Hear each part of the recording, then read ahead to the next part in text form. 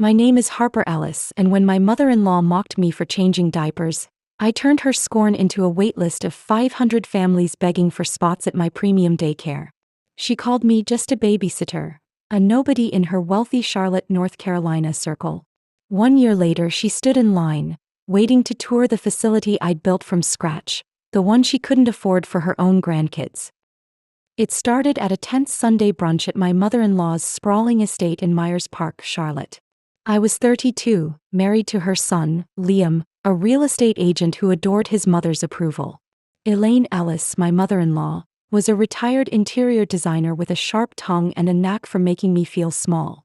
I'd left my job as a preschool teacher to start a home daycare, caring for 6 kids in our modest Dilworth bungalow. It was hard work, diapers, tantrums, and endless snacks, but I loved it. The $1,200 a month I earned covered our bills, and I was saving for a bigger space. At brunch, Elaine asked about my little hobby. I explained my plan to open a full daycare center. She laughed, her voice dripping with condescension. "Harper, you're changing diapers. Don't pretend it's a career." Liam stayed silent, and my sister-in-law, Tessa, smirked. "Stick to crafts, Harper. Business isn't your thing." The words cut deep. I'd always dreamed of running a daycare that felt like a second home. Safe, nurturing, with learning woven into play. My parents back in Raleigh weren't much better. Over a Zoom call, my mom sighed. "Harper, Elaine's right. Daycare's not stable. Get a real job." My dad nodded. "Liam's mom knows business. Listen to her." Even my best friend, Maya, a nurse, was skeptical. "You're great with kids, but a daycare center? That's a stretch." I didn't argue, but their doubts fueled me. I wasn't just a babysitter. I was building something bigger. I started small, turning our bungalow's basement into a licensed daycare, Bright Beginnings, for 10 kids. I painted the walls with murals, added a reading nook, and built a schedule blending art, music, and early math. Parents loved it, and my waitlist grew to 15 families in 3 months. I charged $150 a week per child, bringing in $1,500 a month. It wasn't much, but it was mine. I spent nights studying childcare regulations, budgeting for supplies, and researching grants. Maya helped me set up a website with photos of kids painting and a mission statement: nurturing young minds with love and learning. I posted flyers at coffee shops in Plaza Midwood, and word spread. My first break came when a local mom, Carla, a pediatrician, enrolled her twins. She raved about Bright Beginnings on a Charlotte parenting Facebook group, calling it a hidden gem. 3 more families joined, maxing out my space at 10 kids and $3,000 a month. I saved every penny, aiming for a commercial space. Liam supported me, but Elaine's shadow loomed. At a family barbecue, she cornered me. "Heard you're babysitting in your basement," she said, sipping wine. "Don't embarrass Liam with this side hustle." Tessa chimed in, laughing. "It's cute, Harper, but you're not a CO." I smiled, my jaw tight. "It's not a side hustle. It's a business." I kept pushing. I found a $5,000 grant for women-owned businesses through a Charlotte small business center and used it to hire a part-time aide, Jada, a college student studying early education. Jada's energy let me focus on growth, marketing, parent tours, and a plan to lease a bigger space. I scouted a vacant storefront in Noda, Charlotte's artsy district, with room for 30 kids. The rent was $4,000 a month, a stretch, but I ran the numbers. 30 kids at $200 a week would bring in $6,000 a month, enough to cover costs and hire another aide. I applied for a $50,000 small business loan, my hands shaking as I signed the forms. Then came a setback. Liam came home one night, his face tense. "Mom's upset about your daycare," he said. "She thinks it's taking away from our family time." I stared at him. "She calls it a hobby, Liam. You know it's more." He sighed, caught between us. "Just don't fail, Harper. She'll never let it go." His words hurt, but I channeled them into work. I finalized the lease on the Noda space, painting it with bright colors and adding sensory tables and a fenced playground. Bright Beginnings 2.0 opened with 20 kids, a waitlist of 30, and $4,000 in monthly revenue. My big break came at a Charlotte Chamber of Commerce event, where I pitched Bright Beginnings to local business owners. I'd practiced for days, my slides showing our growth and parent testimonials. "Bright Beginnings isn't just daycare," I said. "It's early education with heart, filling a gap for working families. A real estate developer, Sonia Patel, approached me after. My daughter's in daycare and it's mediocre, she said. I want to invest $100,000 for 10% of your business. I shook her hand, my heart racing. That money would let me hire a full staff and plan a second location. But Elaine wasn't impressed. At a family dinner, she scoffed when I mentioned the investment. You got lucky, Harper. Daycare's not sustainable. Tessa nodded, smirking. Hope you're not in over your head. Even Maya wavered, texting me, that's a big loan. You sure you can handle it? I didn't reply. I was too busy. Sonia's investment let me hire 2 more aides, Emma and Malik, and upgrade our curriculum with STEM kits. Our waitlist hit 50 families, and a local blog, Charlotte Family, called Bright Beginnings the gold standard in childcare. Then came the rumor that shifted everything. Maya overheard at a hospital fundraiser that Elaine was struggling to find a daycare for her friends' grandkids, complaining about high costs. I didn't gloat, I planned. I learned Elaine had been eyeing premium daycares for Tessa's kids but couldn't afford the $300 a week rates. My Noda location charged $250 a week and I was about to raise prices. I saw my chance, not just to succeed but to make Elaine see what I'd built. They'd mocked my hustle, but I was about to make them wait in line. Hey Revenge Tempest fans. Can you feel Harper's hustle? She's turning diapers into a daycare empire. Want to see her mother-in-law beg for a spot? Smash that subscribe button and join our squad. Drop a comment and tell us where you're watching from. 10 months after my mother-in-law, Elaine Ellis, mocked my childcare hustle, calling me just a babysitter, My Daycare, Bright Beginnings, was thriving in Charlotte, North Carolina. From a basement operation with 6 kids, I'd grown to a Noda storefront with 20 kids, a waitlist of 50 families, and $4,000 in monthly revenue. With a $100,000 investment from Sonia Patel, I'd hired a team, Jada, Emma, and Malik, and won praise from local parents. My family, my parents, my sister-in-law Tessa, and my friend Maya doubted I'd succeed, but Elaine's scorn stung most.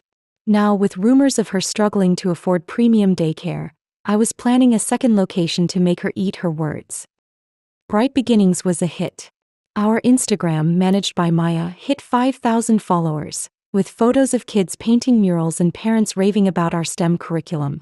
A local TV segment on WBTV called us Charlotte's Childcare Gem, boosting our waitlist to 75 families. We raised fees to $250 a week, bringing in $5,000 a month, and I hired a 4th aide, Lila, to handle demand.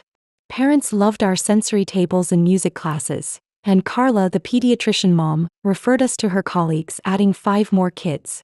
I was saving for a second location, eyeing a space in South End, Charlotte's trendy hub with room for 50 kids. But Elaine's shadow loomed. At a family picnic in Freedom Park, she pulled me aside, her voice sharp. Heard your little daycare's doing okay, she said, adjusting her sunglasses. But it's not a real business, Harper.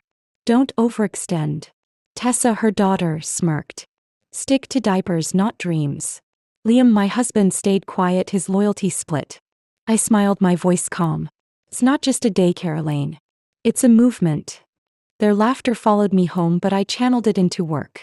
I spent nights researching franchise models, inspired by chains like Kiddie Academy. A second location could scale Bright Beginnings into a brand.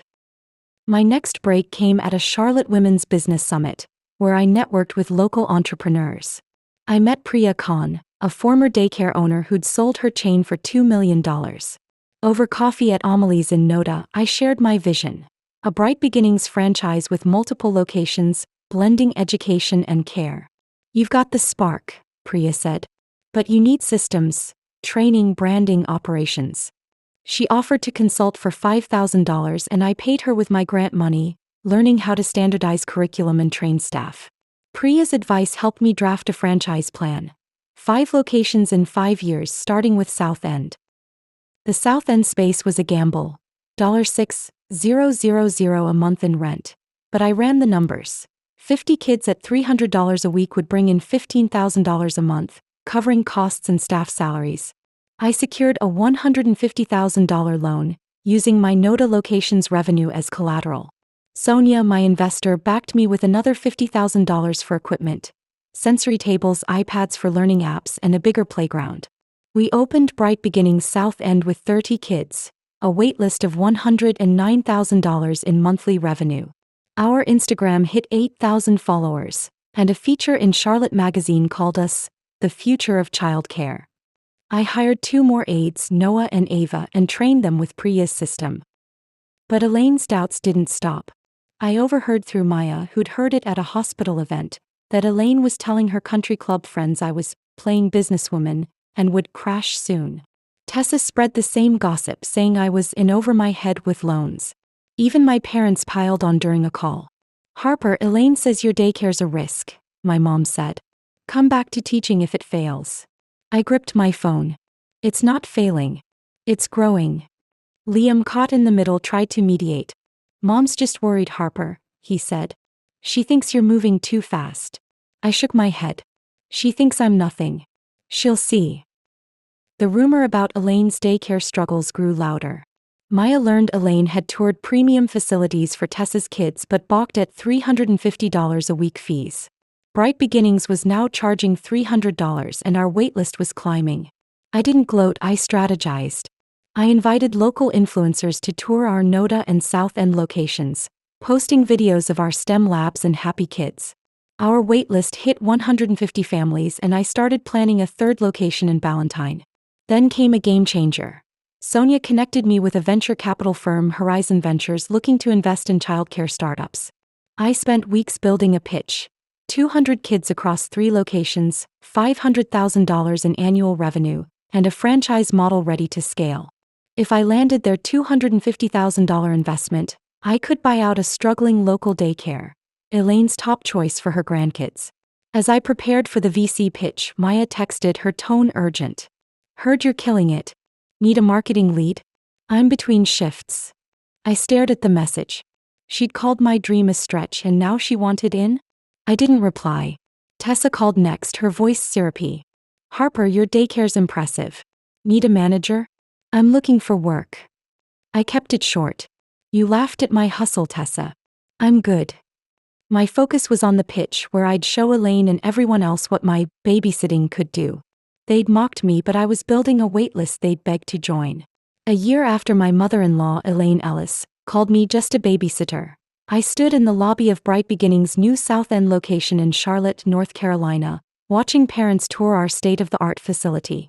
From a basement daycare with 6 kids, I'd built a business with 2 locations, 50 kids, and a waitlist of 150 families, pulling in $9,000 a month. With Sonia Patel's $100,000 investment and a $150,000 loan, I'd turned Elaine's mockery into a thriving brand. My family, my parents, my sister-in-law Tessa, and my friend Maya doubted me, but now, with Elaine desperate for a daycare spot she couldn't afford, I was about to make her line up for mine. The venture capital pitch with Horizon Ventures was my turning point. I presented at their sleek uptown Charlotte office, my slides showcasing Bright Beginnings' growth. 50 kids, $108,000 in annual revenue, and a franchise plan for 5 locations. Our model blends education and care, I said, with STEM labs and a waitlist of 150 families proving demand. The VCs, led by Anita Rao, grilled me on scalability. I answered with Priya Khan's franchise system, standardized training, branded materials, and a 3rd location planned for Ballantyne. They offered $300,000 for 15% equity, and I shook Anita's hand, my heart pounding. That money would fund my expansion and let me buy a struggling competitor, Elaine's top daycare choice. The competitor, Little Stars, was a premium daycare in Myers Park, charging $350 a week but bleeding cash due to mismanagement. Elaine had toured it for Tessa's kids but couldn't afford the fees.